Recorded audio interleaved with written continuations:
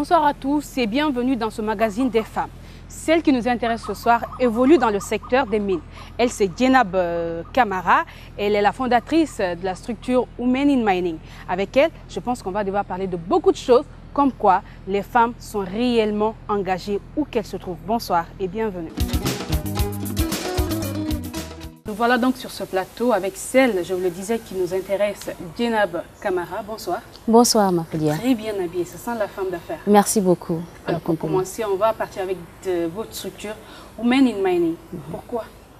Women in Mining, pourquoi? Parce que dans tout le monde entier, les femmes sont sous-représentées dans le secteur minier. C'est un secteur porteur, donc un secteur créateur de beaucoup d'emplois. Donc on se dit pour que la femme ait l'émergence voulue, l'indépendance financière pour s'occuper de sa famille, de ses enfants, il faut qu'elle puisse travailler. Et c'est le secteur minier qui peut offrir ce potentiel, cette opportunité aux femmes de pouvoir être représentées dans le secteur. Donc c'est pour ça qu'on s'est dit, bon, on commence par la Guinée, qu'il y ait beaucoup plus de femmes dans le secteur et dans les sociétés minières, mais aussi dans tout ce qui est activité génératrice de revenus. Comment nous pouvons attirer les femmes dans le secteur et les accompagner pour qu'elles puissent progresser dans ce secteur très important de notre économie. Alors où se situe le problème? Est-ce parce que ces femmes ne sont pas suffisamment représentées ou bien elles sont représentées mais elles n'ont pas ce qu'il faut pour accéder au poste de prise de décision? Non, je pense que c'est un problème général de toute façon au secteur minier. Déjà, ça fait peur. Quand on parle des mines, on pense toujours aux mines souterraines, donc les hommes avec les marteaux, etc. Donc, ça fait très peur aux femmes d'accéder à ce secteur. Deuxièmement, c'est des heures de travail qui sont très difficiles. Quand vous allez sur la mine, vous pouvez passer 4 à 6 semaines avant de rentrer chez vous.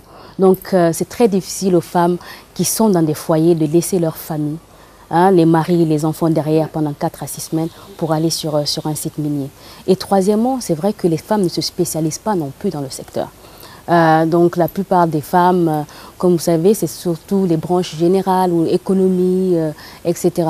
Donc elles ne se dirigent pas vers les branches techniques, donc c'est pas l'ingénierie, la géologie. Donc c'est pour ça que nous voulons vraiment les inciter à pouvoir suivre ce cursus à l'université. Et puis comme ça, ils auront plus d'ouverture, plus de compétences à pouvoir répondre aux demandes du secteur minier. Mais pas seulement les branches techniques. Le secteur minier est très vaste. Donc on a les finances pour les mines, la communication pour les mines, les relations avec les communautés. Donc il y a tellement d'opportunités et ce serait vraiment dommage que les femmes ne soient pas représentées. Et où en êtes-vous en ce moment? Qu'avez-vous pu faire jusqu'à présent?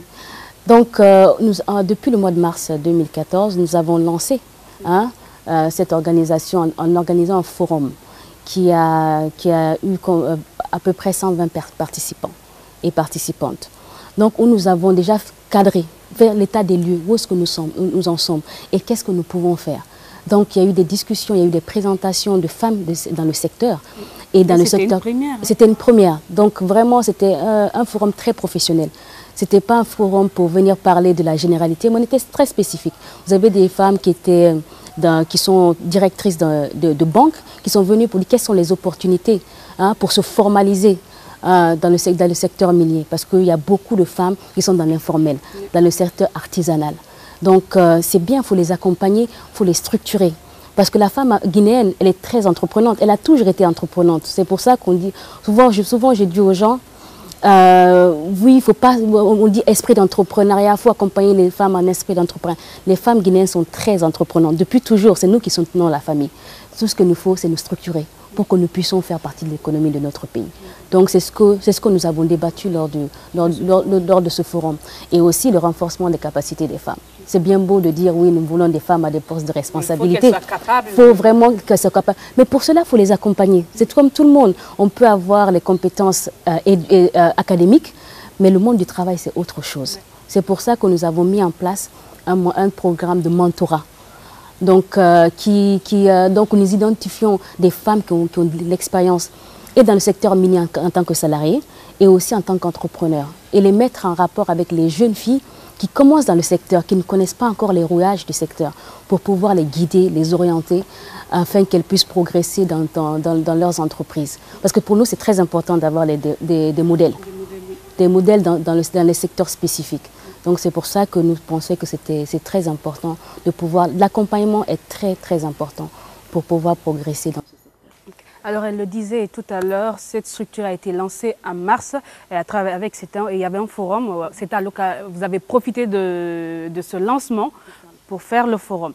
Et ce jour-là, il y avait le gouvernement était représenté, il y avait notamment le ministre, le porte-parole d'Amanta Albert, et à travers lui, le gouvernement a promis de vous accompagner. Qu'en est-il aujourd'hui? Non, je pense que le gouvernement nous accompagne d'une façon ou d'une autre en faisant la promotion du secteur minier en général, ce qui est très important. Je pense que ça doit être l'inverse. C'est nous qui devons accompagner le gouvernement, nous qui devons accompagner le peuple guinéen pour que nous puissions avoir des femmes compétentes dans ce secteur qui est porteur. La Guinée, dans quelques années, dans 5 à 10 ans, on l'espère, sera un géant minier et pétrolier. Donc nous voulons créer un pool de femmes compétentes qui pourront répondre aux exigences du secteur de l'industrie extractive en général. Donc on s'accompagne. Donc il ne faut pas toujours dire qu'il faut que le gouvernement accompagne, il faut qu'on s'accompagne parce que c'est la Guinée en fait qui est très importante à la fin. Lorsque des femmes se lèvent pour aider des femmes, il faudrait qu'il y ait vraiment de l'engagement, qu'on ne sente pas aussi que ce sont des femmes qui comptent sur d'autres personnes, mais des femmes qui prônent l'autonomie si on veut. Exactement, parce que faut pas s'asseoir. La femme guinéenne ne s'est jamais assise pour attendre. Donc on est dans cette même logique. Donc nous avançons avec le peu de moyens que nous avons. Le forum, nous l'avons organisé presque à fonds propres. Donc c'est vrai que nous avons quand même été accompagnés par le secteur privé pour cela. Mais la plupart de nos activités, c'est sur fonds propres. Parce qu'on y croit. On sait qu'à la fin, ça va payer. Donc c'est un moment de sacrifice que nous faisons. Parce qu'au bout, ça va porter. Ça commence déjà à porter. Pas seulement en Guinée, mais dans la sous-région. Nous avons participé, nous avons été invités au Forum des femmes dans les mines de l'Ouémois. Même si la Guinée ne fait pas partie de l'Ouémois, mais on ne peut pas parler du secteur minier en Afrique de l'Ouest sans parler de la Guinée. Donc c'est dans ce cadre-là que nous avons été invités en tant qu'observatrices au début. Mais voir l'impact que nous avons dans la sous-région, le dynamisme de notre organisation, donc nous faisons partie de ce réseau de femmes de l'OEMOA. Donc nous voulons vraiment faire déjà la promotion de la Guinée dans le monde et dans la région, et aussi maintenant aussi la promotion des femmes qui sont dans le secteur. Alors justement, il y a assez de structures qui évoluent dans ce sens, promouvoir le travail des femmes, mais comment est-ce que... Souvent, généralement, il y a des hommes qui ne comprennent pas, qui pensent que, vous voyez, c'est de la stigmatisation, quoi, ça n'a même pas lieu d'être. Comment est-ce que vous gérez tout ça? Non, parce que nous ce n'est pas un combat. Donc, on se dit que la femme, elle a une place dans la société. Donc, il faut juste prouver. Donc, c'est ce que nous faisons. Vous voyez, nous ne passons pas trop dans les médias. Non, le travail qui paye. Donc c'est à long terme et c'est doucement les femmes à la base. C'est vraiment pas une course de vitesse, c'est une course de fond. En tout cas, ça paraîtrait trop comme des personnes qui sollicitent des soutiens, donc du coup avoir de l'argent pour elles-mêmes, non? Ah non. Je pense que la plupart des membres de Women in Mining, de WIM Guinée, c'est des femmes qui travaillent déjà dans de grandes structures. Et donc nous nous sommes dit, nous voulons accompagner aussi. D'accord, on parle beaucoup du secteur minier. Il faut que nous montrons l'importance du secteur minier sur les femmes aussi. Donc c'est pour ça que nous le faisons en tant que bénévoles. Nous ne le faisons pas pour récolter des fonds, pas du tout. Et les fonds que nous récoltons, c'est vraiment pour pouvoir mettre une certaine gouvernance en place, un certain accompagnement pour les femmes qui sont dans le milieu rural, pour qu'elles puissent aussi progresser, pour qu'elles puissent, si elles sont dans l'entrepreneuriat, que leur entreprise puisse progresser. Si elles sont salariées dans des structures, qu'on puisse les accompagner par des formations. Donc c'est vraiment cet objectif, c'est vraiment pas pour se faire de l'argent. En tout cas, c'est important de le rappeler, c'est une organisation à but non lucratif. Alors on va parler de vous. Personnellement, Djenab Camara, vous évoluez au sein d'une structure, mais à l'échelle continentale, Africa 2.0. Parlez-nous de cette structure. Donc déjà, je fais partie de plusieurs structures vous êtes une femme de réseau. Associatives. Non, parce que je crois vraiment que le mouvement social est très important pour le développement et de la Guinée et du continent africain. Et en tant que Guinéenne, nous avons cette fibre panafricaniste en nous. Donc, je me suis lancée dans une association continentale qui s'appelle Africa 2.0. qui prône le mouvement social des jeunes africains, pour que nous soyons responsables de la destinée de ce continent. Ne pas seulement attendre des aides avec les partenaires, etc. Nous sommes compétents, nous sommes la plupart de la diaspora, donc nous savons comment ça se passe de l'autre côté. C'est pour revenir, pour dire, bon ben, on est de retour avec nos frères qui sont là, nous pouvons essayer de faire bouger les choses. Donc c'est une structure qui est présente dans 30 pays, en Afrique et puis aux États-Unis, en Angleterre. Et donc nous conjuguons nos efforts pour pouvoir accompagner les jeunes dans l'entrepreneuriat jeune, les accompagner pour le financement, les accompagner pour tout ce qui est renforcement de capacité et aussi les mettre en réseau, mettre les jeunes en réseau pour qu'on puisse se connaître sur le continent. Parce que seul, on ne peut rien. Mais quand nous avons plusieurs voix, hein, c'est là que ça porte et les gens peuvent les gens peuvent nous écouter. Et dans ce sens, nous avons développé un manifeste. Donc là, c'est notre vision pour l'Afrique, pour l'émergence de l'Afrique. Qu'est-ce que nous voulons dans le secteur éducatif? Qu'est-ce que nous voulons dans le secteur sanitaire, la santé, l'entrepreneuriat? Le genre aussi est pris en compte. Donc c'est notre vision, notre contribution un peu à tout ce qui est développement et idées pour faire progresser le continent. D'accord. Alors, ce qui est aussi important à rappeler, c'est qu'il faut assez de courage, parce que ces mouvements-là, il faut des déplacements, hein, il faut se donner à fond, et ce n'est pas une qualité que tout le monde a. Il y en a, on peut avoir des opportunités, mais se lancer, rester membre d'une telle structure, il faut assez de courage. Comment vous faites? Bon, je pense que c'est la passion, plus que le courage. Quand on a la passion, on a le courage, on a un peu de tout. Donc moi, je suis vraiment passionnée par l'Afrique, et je suis passionnée par la Guinée. Je suis rentrée à 6 ans, justement, c'est pour vivre tout ça, c'est pour contribuer à quelque chose, hein, pour le progrès de ce pays. Donc, j'essaie de concilier le travail, qui est ma priorité, bien sûr, en ce qui concerne le plan professionnel, c'est ma priorité, mais en tant que citoyenne, je pense que j'ai aussi un devoir envers la nation, envers le continent. Donc, je trouve mon temps, je prends des vacances au travail pour pouvoir aller assister à des conférences, pour aller représenter indirectement la Guinée. Parce que malheureusement, dans la plupart des conférences auxquelles j'assiste, il n'y a pas beaucoup de représentation de la Guinée non plus. Donc j'essaye d'attirer plus de Guinéens pour qu'on ait aussi une voix qui porte sur le continent. Peut-être qu'on a besoin de modèles. Je ne sais pas, je pense que c'est ça, parce qu'il y a des Guinéens capables. On est un peu partout, mais on a besoin de modèles. Donc moi, je veux vraiment dire que c'est possible et un peu tirer les Guinéens vers cela. Et ça existe, il y a des plateformes où on peut s'exprimer. Il faut juste voilà, prendre l'opportunité de le faire, oser foncer et puis ne pas attendre qu'on vous donne l'opportunité. Il faut aller saisir l'opportunité vous-même. D'accord. Alors vous êtes également directrice des relations communautaires et de la conformité à Rio Tinto Guinée. Oui. Donc ça c'est ma casquette professionnelle.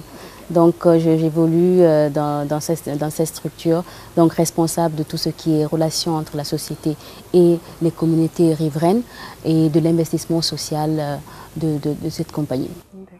Alors, autre question, vous êtes une femme entrepreneur, très engagée, on l'a compris, et cela vous a valu l'attention du magazine américain Forbes.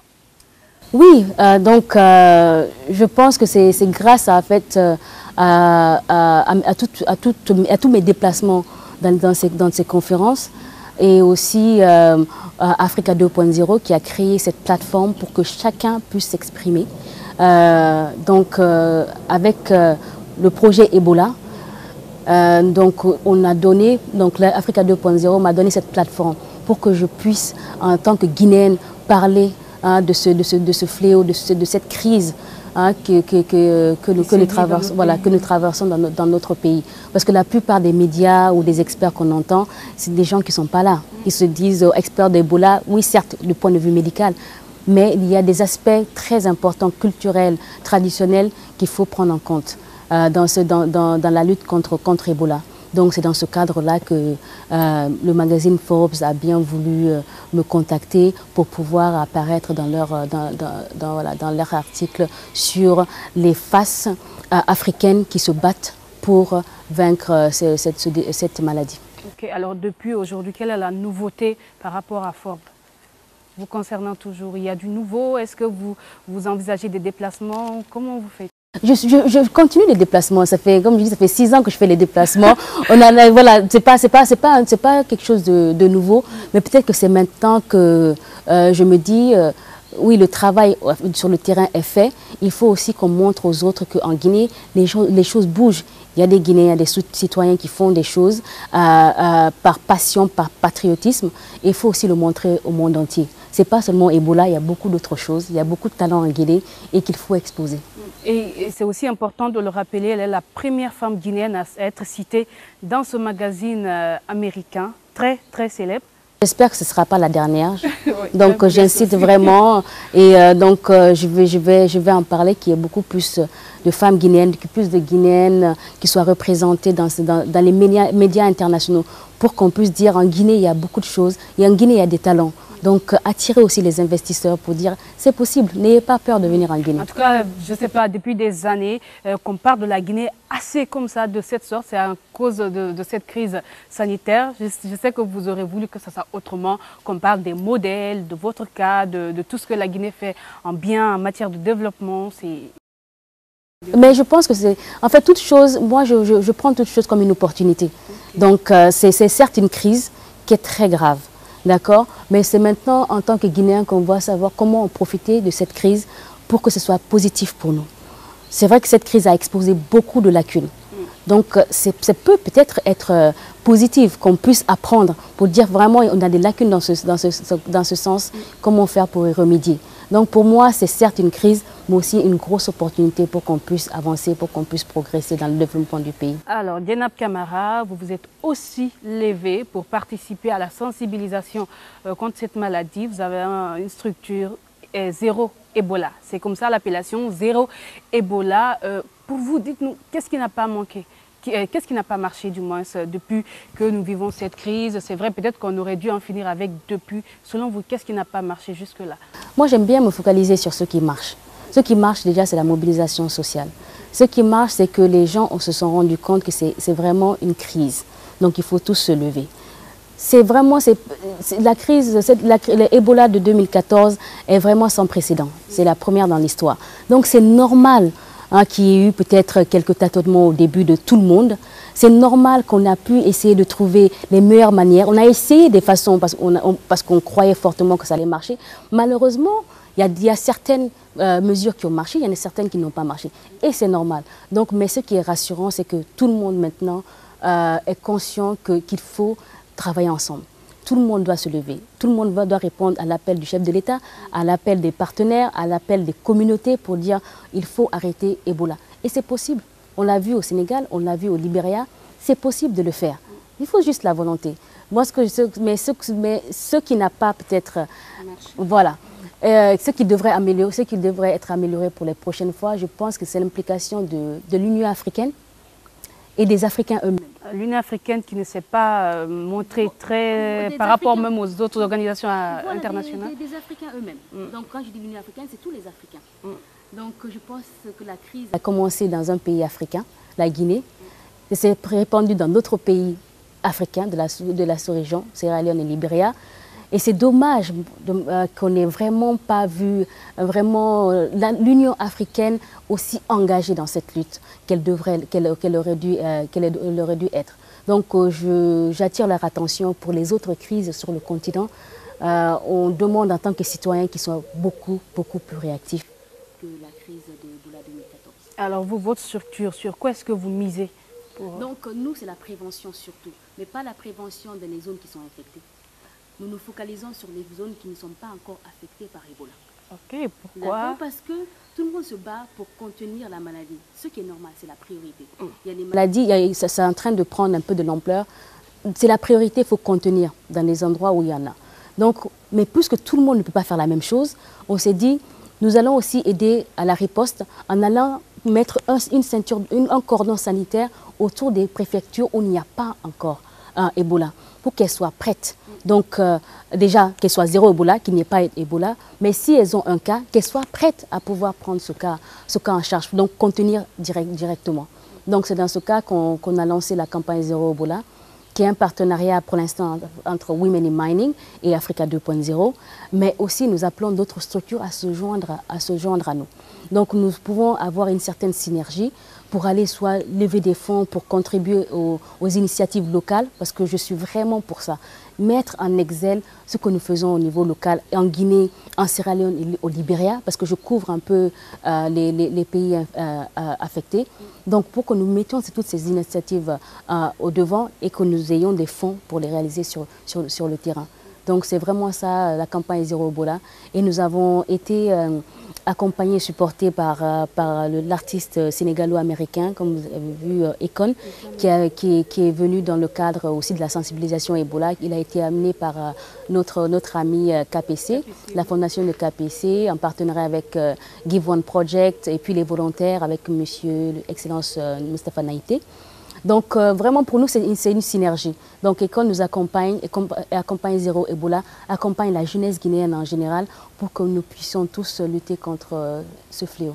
Alors être très actif dans le milieu professionnel, avoir une vie familiale, il faut dire que c'est pas facile. Comment vous faites? C'est pas facile, hein? C'est pas facile et c'est vraiment le combat de la plupart des femmes qui sont très ambitieuses et qui ont la passion d'entreprendre ou de continuer ce qu'elles aiment faire. Mais c'est une question d'accompagnement, une question de logistique, comme je l'ai dit. Il faut s'entourer de personnes, il faut s'entourer de la famille, parce que vraiment, c'est ça mon réseau. C'est heureusement que j'ai ma famille autour pour pouvoir m'accompagner et comprendre. Hein, les hommes, je pense qu'il faut plus de sensibilisation chez les hommes que chez les femmes. Oui. Parce que c'est pas facile, c'est vrai que dans nos coutumes de voir une femme qui est engagée professionnellement, engagée dans la vie associative, engagée sur tous les fronts en même temps et aussi être une maman à la maison. C'est pas facile, mais c'est possible. C'est possible, c'est une question d'organisation. Donc, mais faire la part des choses. Mais c'est vrai que la priorité des priorités, c'est la famille, c'est l'éducation des enfants. C'est ce qui passe en premier. Mais je me bats pourquoi? Surtout, c'est parce que je veux que la Guinée soit un pays meilleur. Je veux que mes enfants étudient dans ce pays.